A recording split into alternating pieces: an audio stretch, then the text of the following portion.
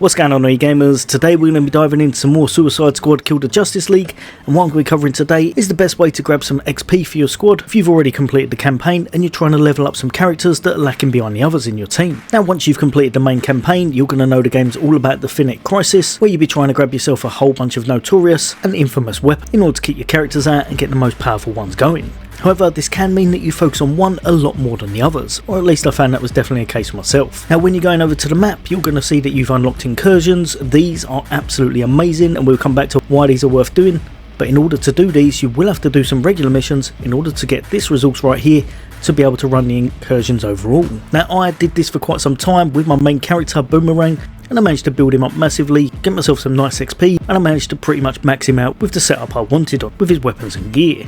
However, some people in my team, such as Sharkboy just here, and as well as Deadshot, were lacking severely behind, with them both being under level 10. At this point I needed a way to boost them up, and I didn't want to be spending days doing it, so what I found was best was going over to your Incursions.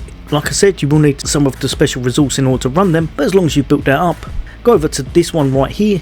This I found to be the easiest mission out of all of them. You don't have to worry about the tougher elite units in it most times, because you're just going to be smashing through the crystals and then legging it to the exit.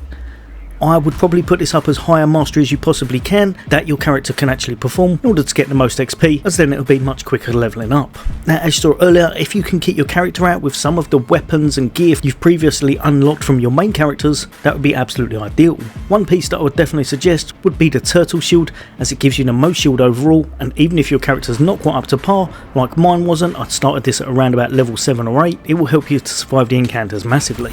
Then kick off the Incursion, smash the crystals as you go, don't worry about taking out too many of the enemies except for the ones around the crystal that you're going to need to clear, and then destroy the crystal as fast as possible. Don't worry if you die on this, you can actually die quite a few times on this because it takes the time down rather than it being only 3 lives and then you're out. If I remember correctly, I think it's usually about 5, 6 or maybe even 7 times you can fall over before you run out of time and the mission's going to end. So as long as you haven't got an absolutely awful setup, you should be able to crack through this quite easily, and in a really timely fashion. Destroy the crystals, then destroy the main point, either A, B or C, in order to take it down, and then you're going to finish up on making it to the exit. Don't worry about any stragglers, don't worry about taking out the enemies as you go, just run between each crystal and try to take them out as fast as possible.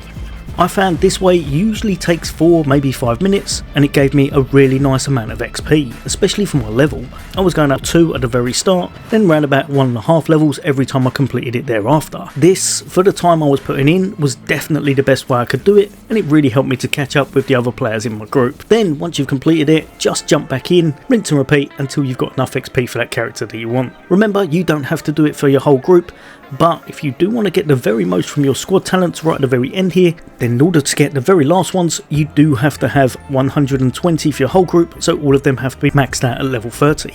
If you're like me and you haven't got them maxed out, but you do want to invest a little bit into this in order to make things easier, I would say chuck some into your shield or chuck some into your XP, because then whenever you're taking down enemies or completing missions, it's just going to make your life a little bit easier for that leveling up process. But yeah, hopefully this helped a few of you guys and girls out. There'll be a lot more content from me on the way. As always, for all things gaming, take care. I'll see you on the next day.